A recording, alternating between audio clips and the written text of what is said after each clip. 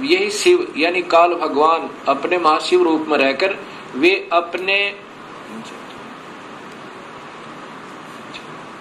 वे अपने सारे अंग में भस्म रमाए रहते हैं। उन काल रूपी ब्रह्म ने, अब देखो यु काल रूपी ब्रह्म, ये ब्रह्म की ही व्याख्या सारी, इसी को महाशिव, सदाशिव, महाब्रह्मा, महाविष्णु नाम से कहा गया है। इन पुराणों का प्रारंभ यहाँ से होता है, फिर आगे चल के त्रिलोकीय ब्रह्मा विष्णु में इसकी उत्पत्ति इसी ब्रह्म से होती है।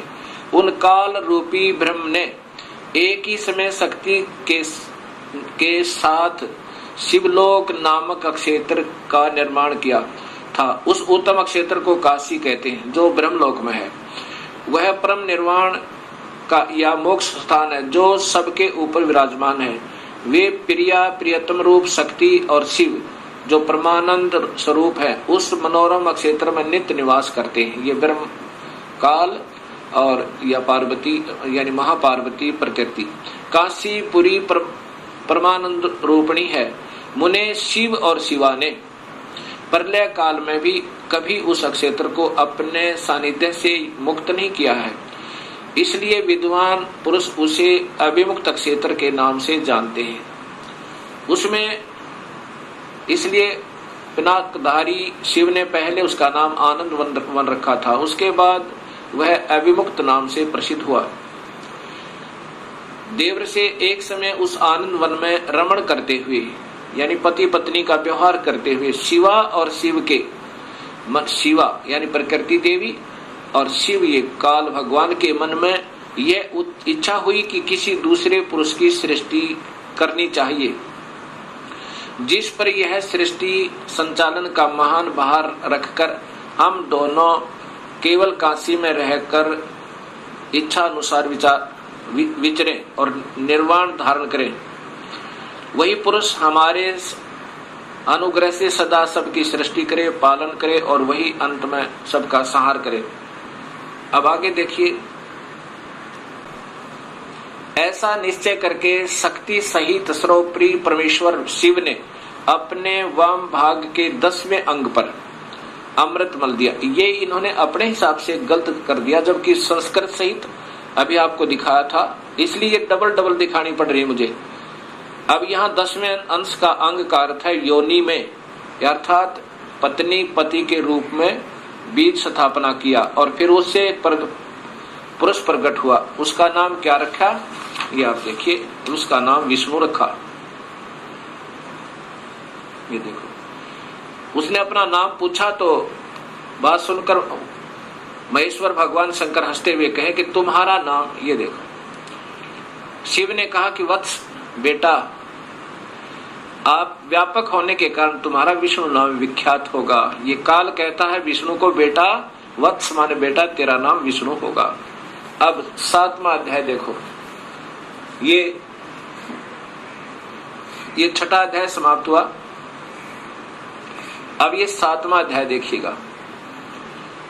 ब्रह्मा जी कहते हैं कि देवर से उसके बाद मुझे भी काल ने ही, ब्रह्म ने ही उत्पन्न किया, ये स्पष्ट है। सदाशिव ने पूर्ववत अर्थात जैसे विष्णु को उत्पन्न किया वैसे यत्न करके मुझे परमेश्वर ने सांब यानी पार्वती, प्रकृति देवी और सदाशिव दोनों ने पहले की तरह जैसे विष्णु उत्पन्न किया पति पत्नी के रूप से, मुझे अपने दाहिने अंग से उत्पन्न किया।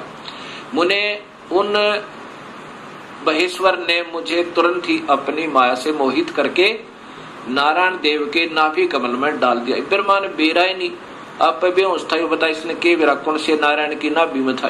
ये विष्णु महाविष्णु रूप में स्वयं काल ही है और यही इनका पिता है। तो ब्रह्मा की उत्पत्ति शिव से और ब्रह्मा विष्णु की उत्पत्ति शिव से, ये शिव पुराण सिद्ध करती है। इसी गीता प्रेस गोरखपुर से प्रकाशित शिव महापुराण में आप देखिएगा, तीनों ब्रह्मा विष्णु महेश को गुण युक्त बताया है। ये 10वां अध्याय, ये देखिएगा, ये 9वां अध्याय समाप्त हुआ और ये 10वां अध्याय प्रारंभ हुआ।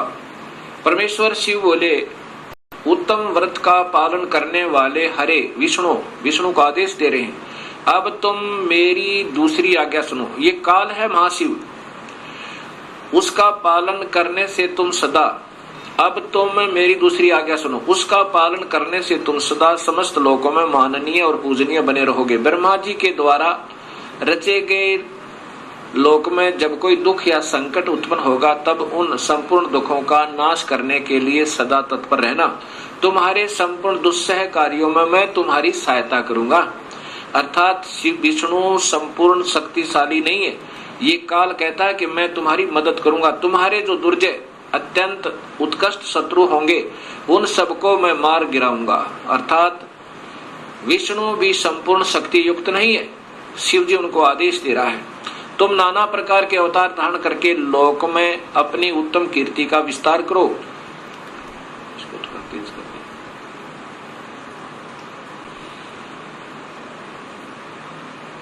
सबके उद्धार के लिए तत्पर रहो। तुम रुद्र के ध्येय हो और रुद्र तुम्हारे ध्येय हैं।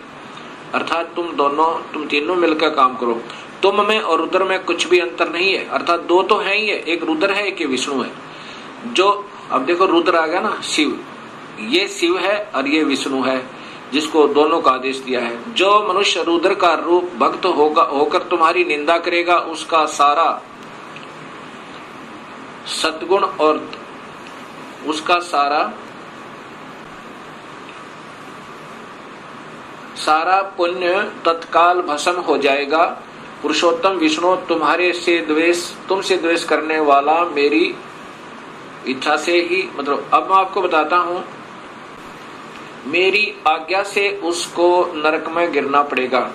अब 9वें अध्याय में फिर देखिएगा, ये 9वें अध्याय का यहां देखना।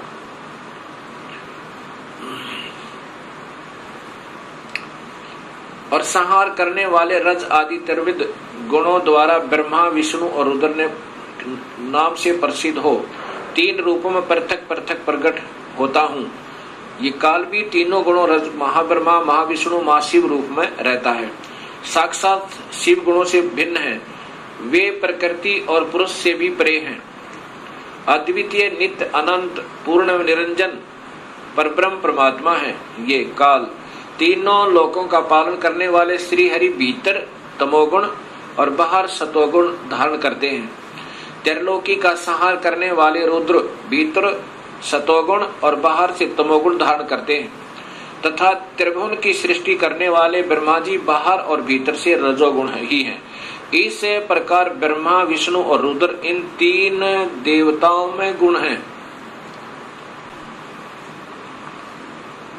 अब ध्यान से देखो, इस प्रकार ब्रह्मा विष्णु और रुद्र माने शिव शंकर, ये त्रिलोकीय ब्रह्मा विष्णु महेश, इन तीनों देवताओं में गुण है। रजगुण ब्रह्मा है, सतगुण विष्णु है, तमगुण शिव जी। दिखा ना कि शिव ऊपर अंदर से तो सतगुण दिखा है भगवान जैसा, लेकिन वास्तव में उसका परम गुण तमोगुण है शिव का। अब इस प्रकार इन तीनों में गुण बताए हैं, रजगुण ब्रह्मा, सतगुण विष्णु, तमगुण शिव जी। इन तीनों देवताओं में गुण है। अब देखो चौथा कौन रह गया फिर वो, अब चौथा जो शिव की महिमा गाई जा रही है वो कौन है, वो काल है। और ये तीनों यह नारे लिख दिए। अब इस प्रकार ये सब ज्ञान आपके समझ में आएगा। अब आपको दिखाता हूं देवी भागवत महापुराण संस्कृत सहित है मेरे पास, और साथ में फिर दिखाऊंगा ये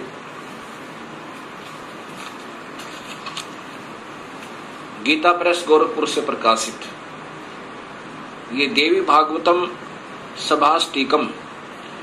इनके टीकाकार कौन है ये देखिएगा, और ये कहां से प्रकाशित है। अथ देवी भागवतम सभास टीकम महातम, ये है खेमराज श्री कृष्णदास प्रकाशन बंबई, ये यहां से प्रकाशित है। इसके 3रे स्कंद में, 3य स्कंद में आप देखेंगे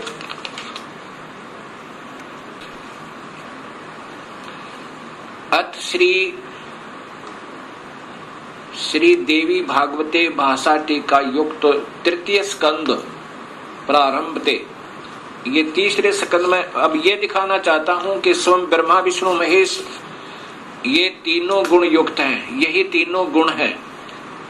क्या लिखा है ये देखिए। शिव जी कह रहे हैं, हे माता, यदि हमारे ऊपर सदा आप दया युक्त हो तो हमको तमोगुण में, मुझे तमोगुण में किस प्रकार प्रदान किया, मैं तुम गुण क्यों बनाया, कैसे बनाया, और ब्रह्मा रजगुण और विष्णु सतगुण हरि सतगुण किस प्रकार बनाया, ये नीचे है युक्त किए। फिर देखें ये तीसरे स्कंद में है, हे माता, शिव जी कह रहे हैं, रुद्र कह रहे हैं, यदि हमारे ऊपर सदा आप दयायुक्त हो तो हमको तमोगुण में किस प्रकार प्रदान किया, मैं इसे राक्षस कर्म में क्यों लगाया, ब्रह्मा रजोगुण और हरि सतगुण युक्त किए। अब बताओ, अब देखो तुम्हारे तीनों गुण सर्जन पालन संहार स्थित हैं। यही काल का जाल है और इस माया से इसको अपने इन पुत्रों को भी भ्रमित रखता है। अब देखिएगा ये देवी भागवत महापुराण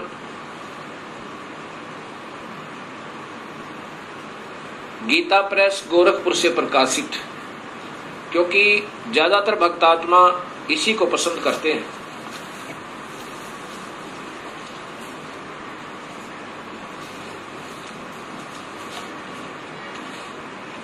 ये सचित्र मोटा टाइप श्री देवी भागवत केवल हिंदी, पहले संस्कृत सहित आपको दिखाई थी, अब ये देखना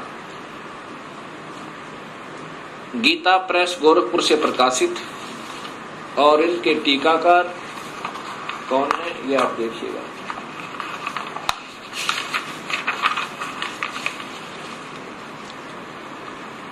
मोटा टाइप, और यहाँ हनुमान संपादक हनुमान प्रसाद पोदार चिमन लाल गोस्वामी। इसके तीसरे स्कंद में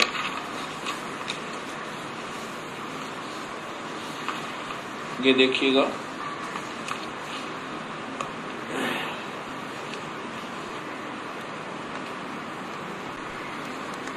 देवी भागवत तीसरा स्कंद। इसमें जन्मेजय ने पूछा, भगवान आपने अम्बा यज्ञ द्वारा परम पवित्र नवरात्र व्रत करके उसके द्वारा देवी के आराधन करने की आज्ञा दी है, अतः वे कौन देवी हैं, कैसे और सब प्रकट हुई, उनके पधारने का क्या उद्देश्य है।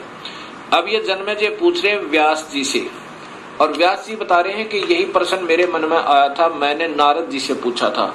तो नारद जी ने फिर बताया,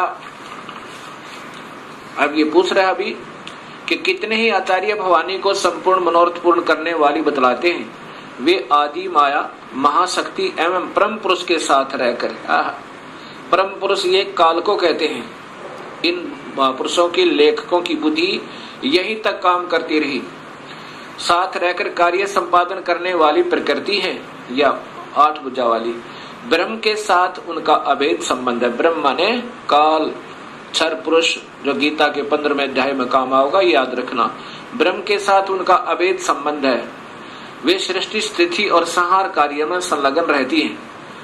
अब देखो, जिसको भी लेते हैं इन्हीं का नाम लेते हैं, क्योंकि इन मुख्य कारण तो यही है।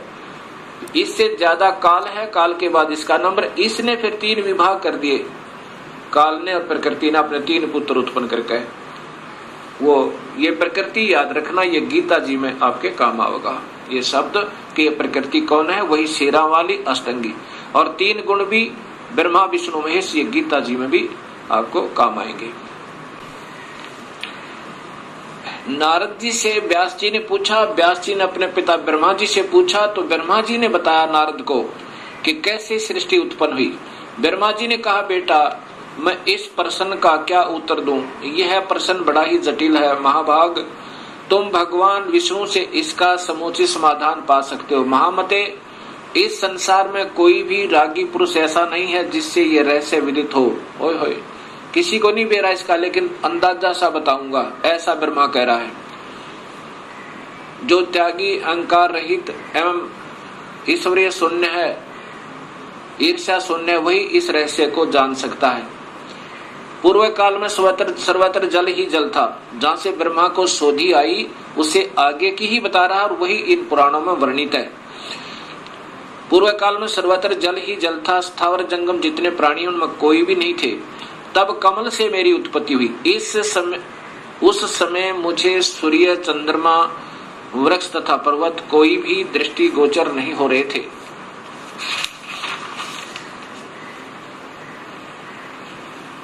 दिखाई पड़े। मैं कमल की कणिका पर बैठकर विचार करने लगा, इस अगाध जल में मैं कैसे उत्पन्न हो गया, कौन मेरा रक्षक है तथा इस प्रलय काल में सृष्टि एवं संहार करने वाले कौन विशिष्ट पुरुष हैं। कहीं भी स्पष्ट रूप से भूमि भी नहीं दिखती जिस पर यह जल टिका हुआ है। यह कमल कैसे उत्पन्न हुआ? रूढ़ एवं यौगिक दोनों अर्थों में कोई इसका कारण होने ही चाहिए। यौगिक अर्थ होने पर इसका मूल कारण पतंग होता है, पंख। तो अब देखूं वह पंख है कहाँ है? वह इस मूल कारण, मतलब ये नीचे घूमता रहा, 1000 वर्ष तक पृथ्वी का अन्वेषण करता रहा। इस पर भी मुझे इस जल का कहीं और छोर नहीं मिला। इतने में आकाशवाणी हुई, तप करो तप करो। तब मैंने तपस्या प्रारंभ कर दी। ये ब्रह्मा बता रहा है। कमल पर बैठे ही 1000 वर्ष तक मैं तप करता रहा। फिर उसी समय सृष्टि करो, ऐसी आकाशवाणी सुनाई पड़ी। उसे सुनकर मैं बड़े आश्चर्य में पड़ गया। सोचा कि किसकी सृष्टि करूं अथवा मेरा क्या कर्तव्य है। उसी समय मधु और कैटब नाम के 2 भयंकर दानव आए। अब यहां देखना भक्तात्माओं, आए वे उस महावरण में मुझसे युद्ध करने की इच्छा प्रकट करने लगे। मैं उनसे भयभीत हो उठा। तब कमल का डंठल पकड़कर जल में उतरा। वहां मुझे एक परम अद्भुत पुरुष के दर्शन मिले। उनका श्री विग्रह मेघ के समान श्याम था। वे पीतंबर पहने थे, 4 भुजाएं थी, शेष नाग की सैया पर सोए पड़े थे। सोए का मतलब बेहोश थे, अचेत थे विष्णु जी। उन जगत प्रभु के गले को वनमाला सुशोभित कर रही थी। शंख, चक्र, गदा, पद्म, इन 4 अवधों से अनुपम शोभा पा रहे थे। ऐसे से भगवान विष्णु का मुझे दर्शन हुआ। वे योग निद्रा से वशीभूत होकर गाढ़ी नींद में सोए हुए थे। ये बेहोश कर रखे थे काल ने विष्णु जी को। उनकी अच्छा यहाँ देखना, मैंने उनका सत्वन किया देवी का। तब वे कल्याणमयी भगवती विष्णु के विग्रह से निकलकर, विष्णु के शरीर से निकलकर आकाश में विराजमान होगी। ये सभी प्रमाण शास्त्रों में पूर्व प्रमाणित हैं और विद्यमान हैं। स्पष्ट लिखा है कि ब्रह्मा को नहीं मालूम मैं कहां से उत्पन्न हुआ। तुक्के मार रहा है आगे के, वो कौन है, वो श्री हरि है, फलाना है। अब जो अपनी स्थिति ये बता रहा है कि मैं कमल के फूल पर सचेत हुआ, मुझे नहीं मालूम मैं कहां से आया। फिर मधु और कैटब नाम के 2 राक्षस आए। पहले 1000 वर्ष तक तो खोज की उस कमल के डंठल की, ये कहाँ टिका हुआ, कहीं नहीं पाया। अब अगर इस विष्णु के नाभि से कमल होता, विष्णु की नाभि से कमल नहीं था, वो विष्णु काल है, उसने अपनी नाभि से कमल बनाया हुआ था। और फिर इतने में मधु कैटब आए, उनके डर के मारा ये नीचे उतरा। आगे विष्णु अचेत पड़ा था शेष सैया पे, शेष नाग के ऊपर बेहोश पड़े थे। उसमें से एक शक्ति निकली और उसके बाद ये होश में आया। और फिर मधु कैटब के साथ इनका युद्ध हुआ। 5000 वर्ष तक तो ये लड़ते रहे और मधु कैटब को नहीं मार पाए। जब योग निद्रा भगवान विष्णु के शरीर से अलग होकर, योग निद्रा के ये तो बेहोशी शक्ति एक इनके अंदर डाल रखी थी। आकाश में विराजने लगी, तब तुरंत ही श्री हरि उठ बैठे। ये विष्णु जी उठ बैठे। उन्होंने मधु और कैटभ के साथ 5000 वर्ष तक बड़ी घमासान लड़ाई हुई। तब वे दैत्य मरे। कैसे मरे? पहले देवी के कटाक्ष से मधु और कैटभ मोहित हो गए थे। उसके बाद भगवान विष्णु ने गोद में लिटाकर उन्हें प्राणों से रहित कर दिया। नीचे लगा करो। अब वहां पर मैं और भगवान विष्णु दो थे। वही रुद्र भी प्रकट हो गए। ये देख लो, वहीं ये रुद्र अर्थात ये त्रिलोकीय शिव भी आ गया। हम तीनों को भक्ति अध्याशक्ति ने के दर्शन हुए। उन्हें देखकर मन मुग्ध हो गया, उनकी उत्तम स्तुति की। तब वे आदि शक्ति हम लोगों से कहने लगी। देवी ने कहा, ब्रह्मा विष्णु और महेश्वर, ये रुद्र को महेश्वर भी कहा, ये ध्यान से देखना। तुम भली भांति सावधान होकर अपने अपने कार्य में संलग्न हो जाओ। सृष्टि, स्थिति और संहार ये तुम्हारे कार्य हैं। इन महान पराक्रमी दैत्यों का निधन हो जाने पर अब तुम्हें अपना स्थान बनाकर शांतिपूर्वक निवास करना चाहिए। अब क्या बोलते हैं? ब्रह्मा जी कहते हैं कि भगवती अध्यास शक्ति की यह वाणी बड़ी मधुर, सुंदर और सुखप्रद थी। हमने वह स्पष्ट सुनी। हम लोगों ने उनसे कहा, माता, अब माता कह रही हैं, हम किस प्रकार इन प्रजाओं के सर्जन आदि कार्य करने में सफल हों।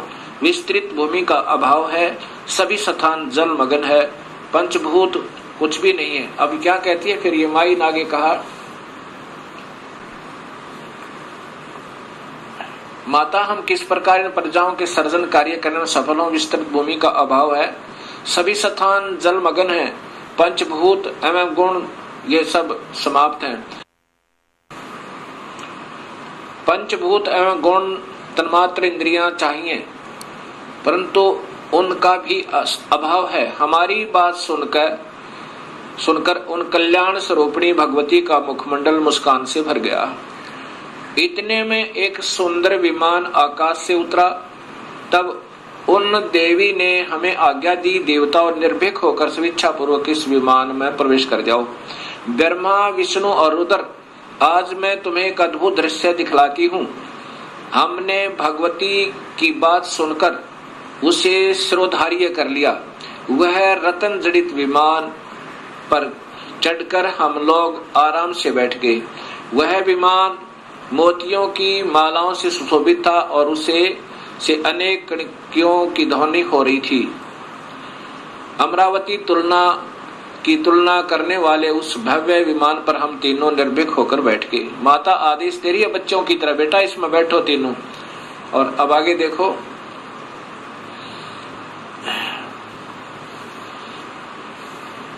हम तीनों देवताओं को उस पर बैठे देखकर देवी ने हमसे सामर्थ्य से विमान को आकाश में, अपने सामर्थ्य से विमान को, अपनी शक्ति थे, इन देवताओं के बस की बात नहीं थी विमान को आगे चलाना। देवी ने अपने सामर्थ्य से विमान को आकाश में उड़ा दिया। ब्रह्मा जी कहते हैं कि मन के समान तीव्र गति से चलने वाला वह विमान जिस अपरिचित स्थान पर गया, वहां संपूर्ण फलों से लदे हुए अनेक सुंदर वृक्ष थे। किलकों की कला की काकली उन वृक्षों की शोभा बढ़ा रही थी। अब नीचे देखो, वहां पर ये क्या था? ये कौन था? ये स्वर्ग था।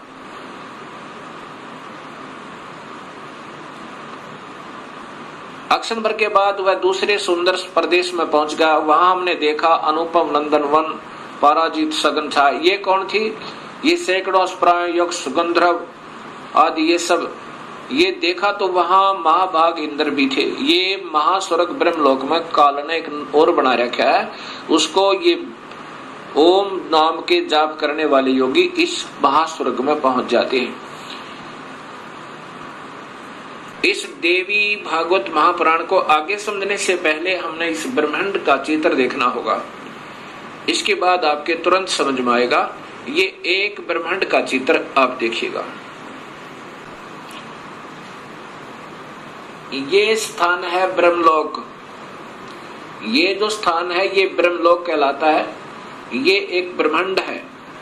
पहले ये देखिएगा, इसमें यही काल 3 रूपों में रहता है, ये महाविष्णु रूप में, और ये महाशिव रूप में, और यहाँ महाब्रह्मा रूप में, और यहाँ पर ये शेरा वाली प्रकृति देवी भी रहती है। ये इसका भी एक कोने में अलग स्थान है इसी ब्रह्मलोक में। और यहीं पर एक स्वर्ग लोक बना रखा है, इंद्र का लोक, अलग इंद्र जो है इस स्थान पर सबसे पहले एक कोने में। ये बहुत लंबा चौड़ा है।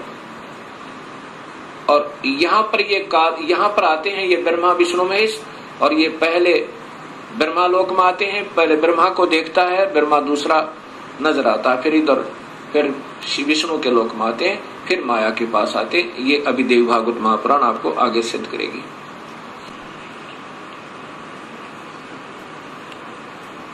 असीम कृपा प्रभु की हुई है भक्तात्माओं अपने ऊपर कि ये शास्त्रों में छुपी हुई सच्चाई समाज के सामने आ रही है, और इसी की तलाश करके योगी जन वेदों का अध्ययन कर कर मर गए, क्योंकि उनको सूक्ष्म वेद का ज्ञान नहीं था। और सूक्ष्म वेद के ज्ञान बिना ये बात समझ में नहीं आ सकती। ये स्वयं कबीर परमेश्वर ने ही स्वयं आकर अपनी वाणी, साधारण वाणी के द्वारा सरल भाषा में इस वेदों का भी और गीता जी का एक सत्य ज्ञान दिया था। लेकिन वो साधारण भाषा होने के कारण हम उसको यकीन नहीं कर पाए उन पर। अब इंद्र महा स्वर्ग से आगे, यानी इंद्र के लोक से आगे ब्रह्म लोक की तरफ प्रस्थान किया।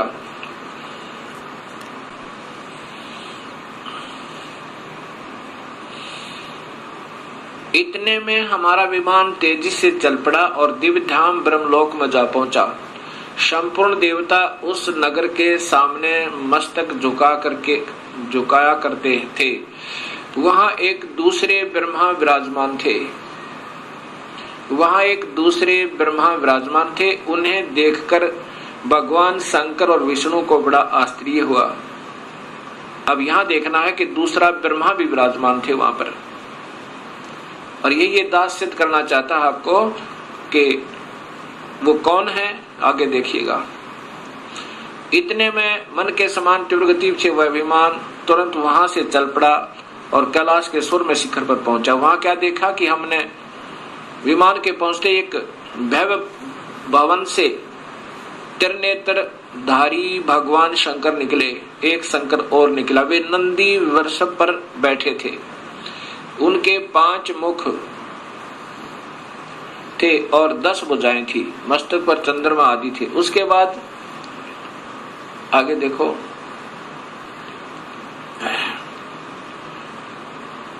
आगे फिर चले कि पवन के समान तेज, यहाँ लिखो और नीचे करो, नीचे और सीट को नीचे रखेगा। अक्षण भर के बाद वही विमान उस शिखर से भी पवन के समान तेज चाल से उड़ा और बैकुंठ लोक में पहुंचा। उसी ब्रह्म लोक में एक विष्णु लोक बना रखा काल ने। ये देखो नीचे कि वहां पर कमल लोचन श्री हरि विराजमान थे। कमल लोचन श्री हरि विराजमान थे, अर्थात एक विष्णु और वहां पर था। अब ये तीनों देवता विमान में बैठे हुए जा रहे हैं और दूर से देख रहे हैं, एक ब्रह्मा और है, एक विष्णु और है, एक शिव और है। उसके बाद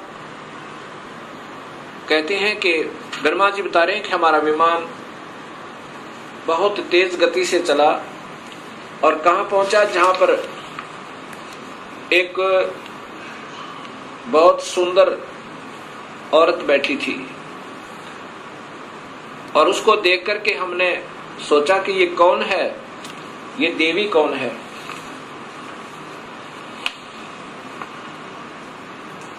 अब ब्रह्मा जी आगे बता रहे हैं, कि इतने में पवन से बातें करता हुआ वह विमान तुरंत उड़ गया। आगे अमृत के समान मीठे जल वाला समुद्र मिला। उसमें फिर आगे चलिए, उसमें एक मनोहर द्वीप था और वहां पर नीचे यहाँ देखिएगा एक मंगल में मनोहर पलंग बिछा था, उस पलंग में सुंदर रतन जड़े थे। और वहां कौन थे, ये देखिए नीचे, उस पे एक औरत बैठी थी। वह ऐसी प्रभावपूर्ण देवी थी मानो करोड़ों बिजलियां एक साथ चमक रही हो। अत्यंत सुंदर मुख था, लाल दांत और करोड़ों लक्ष्मियों से भी अधिक वह सुंदर थी। अब वैसी सुंदरी स्त्री को मैंने कभी नहीं देखा था। पास में अनेकों साधक बैठकर हरियम इस मंत्र का जाप कर रहे थे। अब ये मंत्र हैं जो हम देते हैं, ये वास्तव में 5 मंत्र हैं अलग से, यहां देखना। उसके हजारों नेत्र, हजारों हाथ, हजारों मुख आदि आदि। हम आपस में कहने लगे, यह सुंदरी कौन है। हम आपस में वही ठहरे रहे और आपस में कहने लगे कि ये सुंदरी कौन है, इसका क्या नाम है। हम इसके विषय में बिल्कुल अनभिज्ञ हैं। अपनी माँ के बारे में भी तीनों देवताओं को नहीं मालूम। दूर से देखने पर भी कितनी सुंदर प्रतीत हो रही है, यहां देखना आगे। फिर तब भगवान विष्णु ने, ये देखो, नारद यों संदेहग्रस्त होकर हम लोग वहां रुके रहे, विमान से उतर गए। तब भगवान विष्णु ने उस चारों सिहिनी भगवती को देखकर विवेक पूर्वक निश्चय कर लिया कि ये भगवती जगदम्बिका है, वो प्रकृति है, ये हमारी माँ है। तब उन्होंने कहा कि ये ही भगवती हम सबकी आदि कारण अर्थात माता है। महाविद्या और महामाया इन्हीं के नाम है। ये पूर्ण प्रकृति है। ये देख लो, ये प्रकृति इनकी ब्रह्मा विष्णु महेश की माँ है। और यहाँ स्वयं बताते हैं, ये भगवान विष्णु कह रहे हैं पर कि मैंने जब देखा था मैं छोटा सा था, परलय वर्ण में मुझे दर्शन हुए थे इस देवी के, उस समय मैं छोटा सा था। ये वही संपूर्ण संसार की कारण है, ये वही देवंगना है जिनके परलय वर्ण में अर्थात जो पानी ही पानी था मुझे दर्शन हुए थे। उस समय मैं बालक रूप में था। विष्णु जी कह रहे हैं मैं बालक रूप में था। ये वही देवी भागवत महापुराण गीता प्रेस गोरखपुर से प्रकाशित है।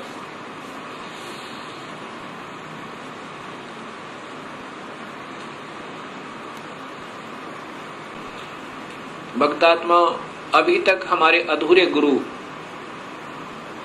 जब हम उनसे प्रश्न किया करते थे कि ब्रह्मा विष्णु महेश के माता पिता कौन है, वो कहा करते ये तो अजर है, अमर है, इनके कोई माता पिता नहीं है, ये तो अजन्मा है।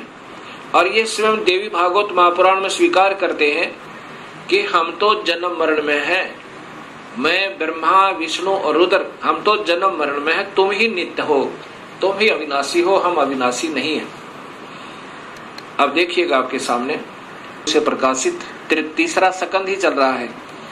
यहाँ ये चल रहा है तीसरा स्कंध। अब ये पढ़ते पढ़ते हमारे हैं यहाँ पर, तुम शुद्ध स्वरूपा हो, यह संसार तुम्हारे से ही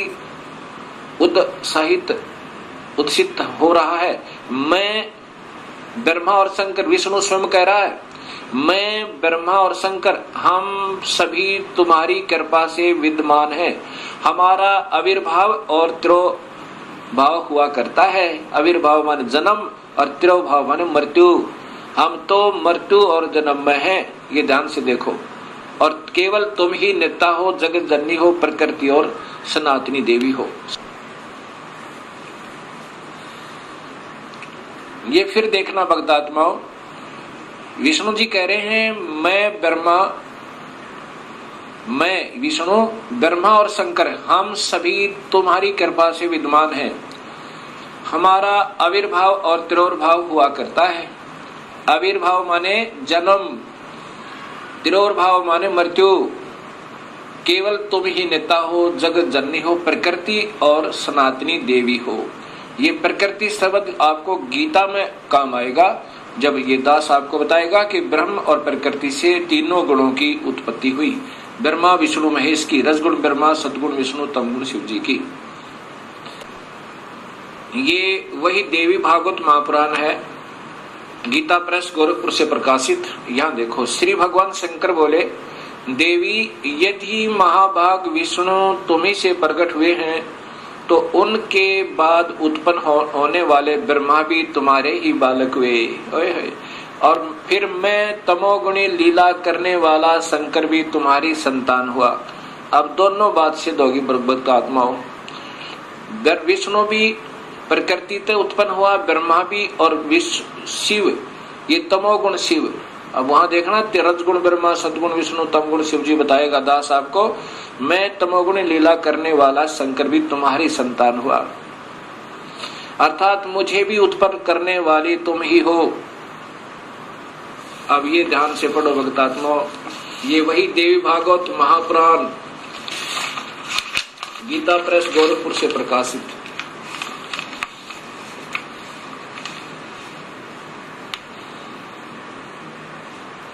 संपादक हनुमान प्रसाद पौदार, चिमन लाल गोस्वामी।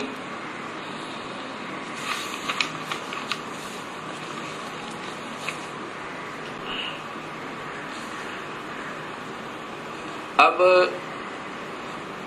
आपके सामने ये स्पष्ट हुआ कि ये प्रकृति देवी और ये ब्रह्म काल, इनसे ब्रह्मा विष्णु और शिव की उत्पत्ति हुई। और जिनको हम अजर और अमर कहा करते थे, वो हमारे ही शास्त्रों में प्रमाणित है कि ये अनित्य है, ये तो नाशवान और जन्म और मरण के अंदर है। अब इन बातों का ज्ञान होने से ही हमें स्पष्ट ज्ञान होगा कि पूर्ण परमात्मा कौन है।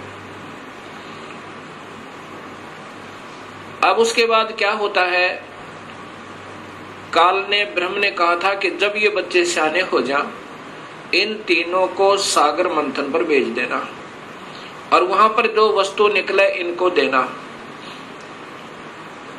सबसे पहले अब देवी ने क्या किया कि तुम तीनों अब विमान में बैठो और जाओ अपने अपने स्थान पर, ये विमान तुम्हें वहां छोड़ देगा।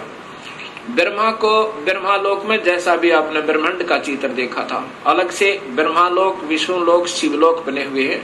इस ब्रह्मांड में ये पहले ही रचित हैं और इनको ऐसे ही एक बहुत लंबे चौड़े समुद्र पर, जल के समुद्र पर, वहां अपनी शक्ति से रखा हुआ था। किनको? ब्रह्मा विष्णु महेश को। तब ये तीनों अपने अपने लोक में पहुंचे। फिर आदेश हुआ प्रकृति देवी का कि तुम तीनों अब सागर मंथन करो। तीनों ने मिलकर सागर मंथन किया। इस ब्रह्म भगवान ने, काल भगवान ने पहले ही समुद्र के अंदर एक कूर्म का रूप धारण करके अपने ऊपर सुमेरु पर्वत को टिका लिया और उसमें इन जाकर तीनों ने शेष नाग के उसे रस्से थे उसका मंथन किया, ऐसे जैसे पहले पुराने समय में दूध रिड़कते थे ऐसे। उसमें से वेद निकले। वेदों को ब्रह्मा ने पढ़ा और वेदों में पाया कि पूर्ण परमात्मा कोई और है जिसने सृष्टि रची हुई है, वही जग का करता है, उसकी उपासना करनी चाहिए, वो आकार में है। उससे पहले ये तीनों बालक अपनी माँ से पूछा करते थे कि माँ हमारा पिता कौन है। तब ये प्रकृति देवी कहा करती थी कि तुम्हारा कोई पिता नहीं, कोई तुम्हारी माँ नहीं, मैं ही तुम्हारा पिता और मैं ही तुम्हारी माँ हूं। क्योंकि काल भगवान ने, ब्रह्म ने, उस महाब्रह्मा, महाविष्णु, महाशिव रूप में रहने वाले उस गुप्त काल ने प्रकृति देवी को सख्त आदेश दिए थे कि मेरा भेद मत बताना, और बता भी देगी तो मैं किसी भी योग विधि से, किसी वेद विधि से नहीं प्राप्त हो सकता। मैं किसी को आकार रूप में कभी दर्शन नहीं दूंगा, अपने वास्तविक स्वरूप में कभी दर्शन नहीं दूंगा, अर्थात मेरे लोक में ये कोई नहीं आ सकता। तो प्रकृति देवी इसलिए कहा करती थी कि बेटा तुम्हारा कोई बाप नहीं, कोई माँ नहीं, मैं ही तुम्हारा पिता, मैं ही तुम्हारी माँ हूं। जब ब्रह्मा ने पढ़ा कि वेदों में लिखा है कि परमात्मा कोई और है, सृष्टि रचनहार,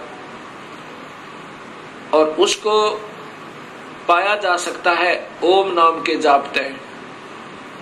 ऐसा उसने सोचा कि ओम का नाम लिखा है और ध्यान लगाऊंगा, मेडिटेशन को अधिक करूंगा, प्रभु प्राप्ति होगी। तब ब्रह्मा ने कहा कि माँ आप कहा करती थी कि हमारा कोई पिता नहीं, वेदों में लिखा है कि परमात्मा आकार में है और वही पूर्ण परमात्मा ही सारी सृष्टि का रचनहार है। उसके पाने का ओ मंत्र भी लिखा है, यही मंत्र है जो उसको पाने का, ऐसा ही होगा। ऐसा विचार करके ब्रह्मा ने कहा कि मैं पिता के दर्शन करूंगा। माई ने कहा कि बेटा वो तुम्हें कभी दर्शन नहीं देगा तुम्हारा पिता। ब्रह्मा ने कहा कि माँ अब आपकी बातों पर विश्वास नहीं होता, मैं पिता की तलाश करूंगा, अर्थात परमेश्वर को ढूंढूंगा। माई ने कहा कि यदि तुम्हें पिता नहीं मिला तो क्या करेगा? ब्रह्मा ने कहा कि मैं फिर वापस नहीं आऊंगा, दर्शन नहीं दूंगा आपको। ऐसा सोचकर, ऐसा कहकर ब्रह्मा वहां से चल पड़ा। एकांत स्थान पर जाकर 4 युग तक मेडिटेशन किया, ध्यान किया, ओम नाम का जाप किया। प्रभु प्राप्ति नहीं हुई। अब शर्मिंदा वापस नहीं आ रहा है। तब आकाशवाणी काल ने की प्रकृति देवी को कि सृष्टि प्रारंभ करो, जीवों की उत्पत्ति करो। तब प्रकृति देवी ने कहा कि तेरा जेठा बेटा, ज्येष्ठ पुत्र ब्रह्मा आपकी तलाश में हट करके गया हुआ है। तब निरंजन ने कहा कि मैं कभी किसी को किसी भी वेद विधि वर्णित विधि से कोई दर्शन नहीं दूंगा, मेरी प्राप्ति नहीं हो सकती, उसको वापस बुलाओ। तब प्रकृति देवी ने अपनी शब्द शक्ति से एक लड़की उत्पन्न की, उसका नाम गायत्री रखा और कहा बेटी जा ब्रह्मा को समाधि से उठा कर ला, उसको कहना कि तेरे बिना सृष्टि रचना अधूरी है और आप वापस चलिए।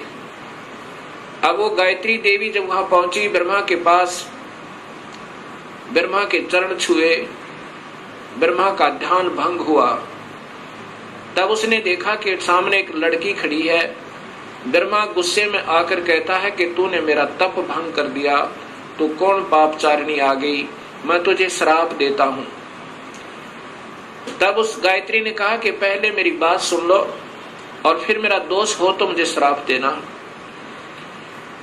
मुझे मां ने भेजा है आपको लिवा लाने के लिए, आपके बिना सृष्टि रचना प्रारंभ नहीं हो रही, जीवों की उत्पत्ति नहीं हो रही और आप वापस चलिए। तब ब्रह्मा जी ने कहा कि गायत्री कैसे चलूं मैं माँ के पास, मुझे शर्म लगती है, पिता के दर्शन हुए नहीं और मैं कहकर आया था कि माँ यदि पिता के दर्शन नहीं हुए तो मैं वापस नहीं आऊंगा, दर्शन नहीं दूंगा। ब्रह्मा ने कहा गायत्री से कि यदि तू मेरी झूठी गवाही देवे तो मैं चलूं कि पिता के दर्शन अर्थात प्रभु की प्राप्ति हो गई। गायत्री ने कहा कि एक और गवाह तैयार करते हैं। गायत्री ने अपनी सब शक्ति से एक और लड़की उत्पन्न की, उसका नाम पहपवती रखा। दोनों ने ब्रह्मा की झूठी गवाही देने की स्वीकृति दे दी। तीनों के तीनों माता के पास, प्रकृति देवी के पास आ गए। प्रकृति देवी ने पूछा कि ब्रह्मा तुझे पिता के दर्शन हुए? ब्रह्मा ने कहा हाँ माँ, मुझे पिता के दर्शन हुए। तो देवी ने पूछा कैसे प्रमाणित हुआ है? ब्रह्मा ने कहा कि इन दोनों से पूछ लो, इनके सामने मुझे दर्शन देकर के पिताजी गए हैं। तब उन दोनों से पूछा प्रकृति देवी ने, गायत्री और पहपवती ने स्वीकृति दी और कहा कि हाँ हमारे सामने ब्रह्मा को दर्शन दिए, पिता ने दर्शन दिए, बड़ा तेजो में शरीर था, ऐसे तुक्के मारे। तब प्रकृति देवी के मन में ये आया कि ये काल दोगला है, ये ब्रह्म तो दोगली बात कर रहा है। मेरे को कहता है मैं कभी किसी को दर्शन नहीं दूंगा, मैं कभी व्यक्त रूप में प्रकट नहीं होऊंगा, और गुप्त रूप में सर्व कार्य करता रहूंगा। और इनको दर्शन दे दिए। ऐसा सोचकर अक्षुब्ध होकर, नाराज होकर दूर जा बैठी और कहती है कि मैं नहीं तेरे इस कार्य को कर सकती, संभाल अपने डमडमे ने। मुझे कुछ कहता है और इनको दर्शन दे दिए हैं। तब आकाशवाणी काल भगवान ने क्षर पुरुष ने की कि प्रकृति देवी ये झूठ बोल रहे हैं, मैंने कोई दर्शन नहीं दिया। तब वो करड़ी होकर, गुस्से में होकर और आई और कहा कि नादानो, तुम झूठ बोल रहे हो, आकाशवाणी हुई है परमात्मा की। वो कहता है कि मैंने कोई दर्शन नहीं दिए। तब वो हंसने लगे और ब्रह्मा ने कहा कि माँ, मुझे शर्म आ रही थी आपके पास आने में, क्योंकि पिता के दर्शन हुए नहीं थे और मैं उस समय ये कहकर गया था कि मैं आऊंगा नहीं यदि पिता के दर्शन नहीं हुए तो, इसलिए हमने ये झूठ बोलने की स्कीम बनाई। तब प्रकृति देवी ने, इस शेरा वाली दुर्गा ने तीनों को श्राप दे दिया, ब्रह्मा तेरी पूजा जग में नहीं होगी और तेरे ही वेदों के पढ़ने वाले तेरे वंशज तेरे ही तरह सच्चाई नहीं कहा करेंगे। विद्वान जो हो जाएंगे उनको सही ज्ञान तो होगा नहीं, लेकिन झूठ बोलने पर तुले रहा करेंगे और सत्य ज्ञान ना होते हुए भी वो ज्ञान प्रचार करते रहेंगे और दुनिया को गुमराह किया करेंगे। पर उसको गायत्री को श्राप दिया कि तू गाय बनेगी, तेरे कई पति होंगे जैसे सांड। और पवपति को श्राप दिया कि तू गंदी स्थान पर उत्पन्न होने वाली जड़ी बूटी बनेगी। जब तीनों को श्राप प्रकृति दे चुकी, तब काल भगवान ने आकाशवाणी की उस प्रकृति देवी को ही सुनाई दी वो कि तूने ये अच्छा नहीं किया दुर्गा, इनको श्राप नहीं देना था। तू संविधान को अपने हाथ में नहीं ले सकती, ये सब मेरा कार्य है। अब मैं तुझे श्राप देता हूँ। तू भी द्वापर युग में द्रौपदी बनकर जाएगी, तेरे 5 पति होंगे। ऐसा श्राप पाकर के प्रकृति कहने लगी, निरंजन तेरे वश होगी। मैं अपने पिता से, अपने मूल मालिक से बिछुड़ गई। अब तू कुछ भी नाच नचा दे। यदि मैं इन बच्चों को नहीं डांटूंगी, नहीं धमकाऊंगी तो ये कैसे कार्य सुचारू करेंगे। और मैंने इनको थोड़ा सा सजा दी तो तूने मुझे सजा दे दी। ठीक है, नचा ले नाच जैसे तू नचाना चाहता है। उसके बाद प्रकृति देवी विष्णु के पास गई, विष्णु के लोक में। विष्णु से कहा कि बेटा तू भी अपने पिता की खोज कर ले, कहीं फिर बाद में समाधि लगाकर बैठो और सृष्टि रचना में भंग होवे। विष्णु जी अपने पिता ज्योति निरंजन काल भगवान की तलाश में चल पड़े। कहाँ पहुंचे? शेष नाग के लोक में पहुंचे। और शेष नाग ने जब देखा कि तेरी जुरिडिक्शन में यहाँ सबने अपनी अपनी सीमाएं बांट रखी हैं, कुत्ते ने अपनी बांट रखी है, राजाओं ने अपनी बांट रखी है, भैंसे ने अपनी बांट रखी है कि जो भी उस सीमा में आ जाए उसके साथ लड़ मरे, कट जाए और 2 दिन के मेहमान से भी। ऐसे ही शेष नाग ने जब देखा कि तेरी जुरिडिक्शन में, तेरे राज्य की सीमा में ये कौन बेधड़क व्यक्ति आ रहा है, इसको कोई डर नहीं तेरा। ऐसे ही अपने 1000 फनों से शेष नाग ने बहुत जोर से फुंकारा छोड़ा, विष्णु को भयभीत और सतर्क करने के लिए कि सावधान हो जा, तू कैसे निर्भीक होकर आ रहा है। ऐसे उस जहर का फुंकारा जैसे स्प्रे पेंट होया करे, ऐसे विष्णु जी का शरीर काला बन गया, जैसे धुंध हो जाकर उसके अंदर विष्णु छुप गया। उस शेष नाग के विष के फवारे तय विष्णु जी का शरीर विग्रह काला हो गया, सांवला हो गया। जब विष्णु जी ने देखा कि इस नादान कीड़े ने, इस नादान सर्प ने ये क्या जुल्म किया, मैंने इसका क्या बिगाड़ा था, मैंने तो इसको कुछ कहा भी नहीं था, इसने ऐसे मेरा स्वरूप बिगाड़ दिया, अब इसको ठीक करता हूँ, इसको गढ़ता हूँ। ऐसा सोचकर उस नाग को समाप्त करने के लिए विष्णु आगे बढ़ने लगा। उसी समय आकाशवाणी हुई ज्योति निरंजन की, काल की, कि विष्णु अब इसको कुछ मत कहे, शेषनाग को। अगर ऐसे तुम लड़ने मरने लगे तो सृष्टि कैसे प्रारंभ होगी। अब इसको कुछ मत कहे, द्वापर युग में ये काली देह में हो जाएगा, जन्म लेगा, इसका अवतार होगा और तय उस समय कृष्ण बनकर जाएगा, उस समय इससे अपना बदला ले लेना। अब तू वापस जा और अपनी माँ को स्पष्ट बता दे, झूठ मत बोलना, मैं कभी किसी को दर्शन नहीं दूंगा और ना ही मेरे कोई दर्शन कर सकता, किसी भी वेदों वर्णित विधि से, यज्ञ से, तप से, जप से नहीं कर सकता। यदि झूठ बोलेगा तो तेरा हाल भी ब्रह्मा जैसा हो जाएगा, वापस जा। ऐसा सोचकर, ऐसी आकाशवाणी सुनकर ब्रह्मा विष्णु जी वापस चल पड़े, माँ के पास आए। माता ने पूछा, क्यों पुत्र, पिता के दर्शन हुए? विष्णु जी ने कहा, नहीं माँ, मुझे दर्शन नहीं हुए। इस बात को सुनकर ये जगदम्बिका दुर्गा बड़ी प्रसन्न हुई और विष्णु को सीने से लगाया और कहा, पुत्र तू सत्यवादी होगा और तुझे मैं यहाँ पालन पोषण और अतिथि का विभाग देती हूँ और अब मैं तुझे अपनी कृपा से तेरे पिता के दर्शन कराती हूँ। देख शरीर में ध्यान लगाकर और पहुंच जा सहस्रार कमल में। सहस्रार कमल में जो ज्योत प्रकाश दिखाई दे रहा है वो 1000 ज्योतियां, बस ये तेरे पिता का स्वरूप है, ये ज्योत स्वरूपी निरंजन है। ऐसे इन सबको बहका रखा है। विष्णु जी अपने पिता के प्रकाश रूप में दर्शन करके बड़ा प्रसन्न हुआ।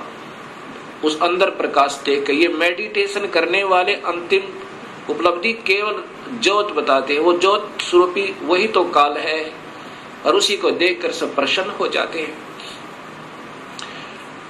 उसके बाद यही माई शिव जी के पास गई, शंकर जी के पास गई। शंकर जी से कहा, बेटा तू भी अपने पिता की तलाश कर ले, तेरे 2 भाइयों को तो मिला नहीं। ब्रह्मा शिव जी ने कहा कि हे माँ, जब मेरे 2 बड़े भाइयों को नहीं मिला पिताजी, तो मैं तो कोशिश ही नहीं करता, परंतु माँ मेरी एक प्रार्थना है। तो माता ने कहा कि बोलो क्या चाहते हो? कि मुझे जन्म मरण रहित कर दे, मुझे अमर कर दे माँ, मैं तो यही मांगता हूँ आपसे। तब माँ ने कहा, प्रकृति देवी दुर्गा ने कहा कि बेटा ये नहीं हो सकता, जो पैदा हुआ है इस 21 ब्रह्मांड में उसका जन्म होगा, जो जन्म हो गया उसकी मृत्यु होगी, जो पैदा हुआ उसकी मृत्यु होगी और जो मर गया उसका पुनर्जन्म अवश्य होगा, चाहे किसी भी योनि में कर्म आधार पर वो चाहे। अमर नहीं कर सकती। पुत्र में एक विधि बता सकती हूँ जिसके कारण तेरी आयु सबसे ज्यादा हो जाएगी। भगवान शिव ने कहा कि माँ ऐसी ही कृपा कर दो। तब देवी ने कहा कि पुत्र तू ज्यादातर मेडिटेशन करया करे और मेडिटेशन करते करते अपने श्वासों को, प्राणों को 10वें द्वार पर स्थिर कर दिया कर, श्वास कम से कम आने दिया कर और ठंडे क्षेत्र में रहा कर ताकि तेरा शरीर खराब ना होए। उसके बाद भगवान शिव ज्यादातर ध्यान समाधिस्थ रहते हैं और अपने श्वासों को रोक लेते हैं। श्वासों के आधार पर ही ये सब प्राणियों की आयु निर्धारित है। उसके बाद फिर इन तीनों से कहा कि तुम जाओ सागर मंथन करो। पहले माई ने कहा कि तुम पहले मेरे से सृष्टि रचना करो, मुझे ही पत्नी बनाकर तुम तीनों यहाँ के सृष्टि रचना करो। तब इन तीनों ने कहा, हे माँ, माता नार पुत्र की होई, हे जननी ये कहाँ अगत होई। तब माँ ने कहा कि बेटा मैं तुम्हारी परीक्षा ले रही थी और ये देख रही थी तुम भी अपने पिता की तरह ही ऐसे हो या तुम्हारे अंदर कोई विवेक है। ठीक है, तुम जाओ फिर सागर मंथन करो। अब दूसरी बार फिर सागर मंथन किया।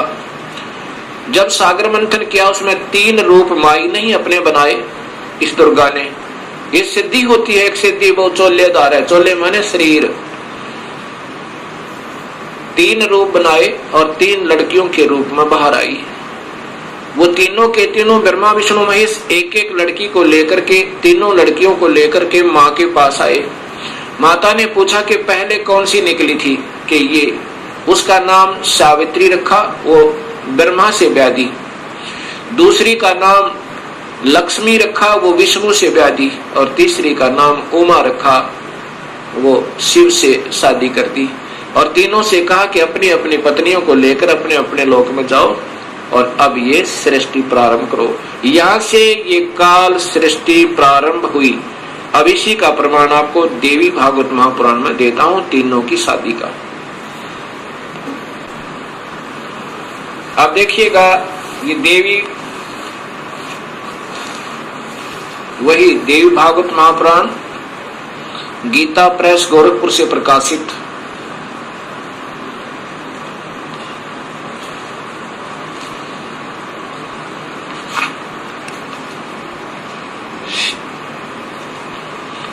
देवी श्रीमद देवी भागवत महापुराण केवल हिंदी, गीता प्रेस गोरखपुर से प्रकाशित।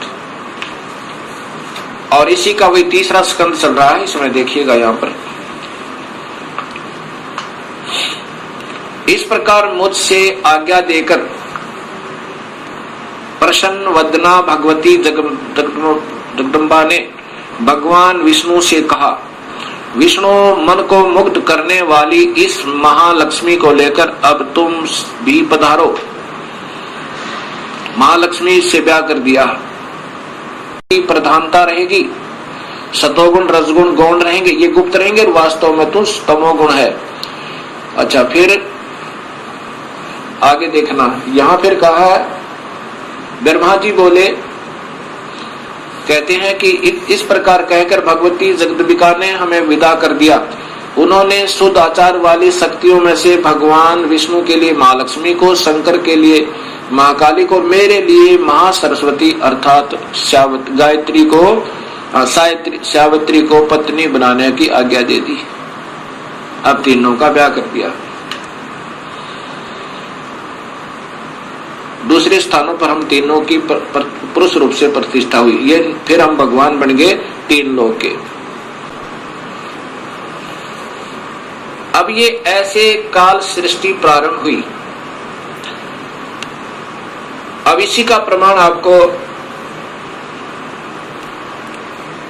गीता जी में देता हूं। गीता जी के अंदर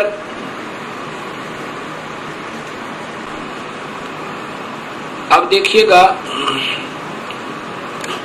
श्रीमद् भगवत गीता, गीता प्रेस गोरखपुर से प्रकाशित।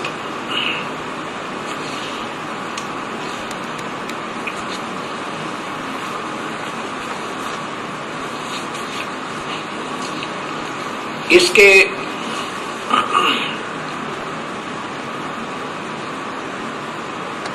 गीता प्रेस गोरखपुर से प्रकाशित, और इनके टीकाकार हैं श्री जय दयाल गोविंद का, श्री जय दयाल गोविंद का। और ये सबसे पहले अध्याय नंबर 14 का प्रथम श्लोक सुनिए, इन्हीं की भाषा में। वैसे तो इन महापुरुषों को विशेष ज्ञान नहीं था, कोशिश की इन्होंने सरलार्थ करने की ढंग से, परंतु सूक्ष्म वेद का ज्ञान न होने से अधूरा पुधूरा ही किया। फिर भी जहां तक इनकी बुद्धि काम की, उन्हीं के आधार पर बताता हूं कि ज्ञानों में भी अति उस उत्तम परम ज्ञान को फिर कहूंगा, जिसको जानकर सब मुनिजन संसार से परम तर मुक्त होकर परम सिद्धि को प्राप्त हो गए। कि अब ये ज्ञान समझ में आ गया ना कि काल कौन है। अब ये ब्रह्म भगवान स्वयं ही कह रहा है कि अब वो उत्तम ज्ञान तुझे फिर बताऊं अर्जुन, जिसको समझ गए और फिर मेरे जाल से सब निकलने की चेष्टा कर जाते हैं, करते हैं, वो निकल जाते हैं।